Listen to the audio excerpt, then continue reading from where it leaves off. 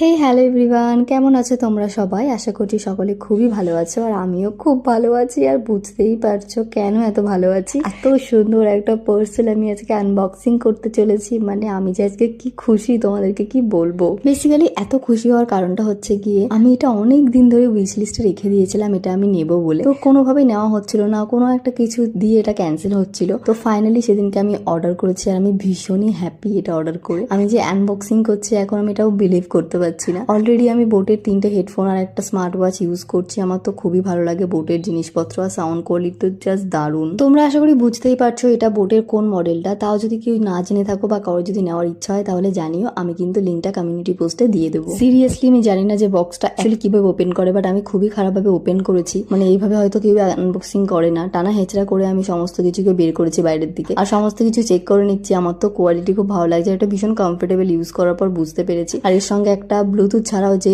তার দিয়ে আমি গান শুনতে পারবো সেটা একটা রয়েছে, তার সাথে রয়েছে চার্জার। আর এর সাথে ছিল একটা স্টিকার যেটাতে ব্র্যান্ডের নাম লেখা ছিল। আর স্টিকারটা তো আমার ভাগ্যে জোটেনি, যার ভাগ্যে ছিল পিকটা অ্যাটাচ করে দিচ্ছি। Okay bye.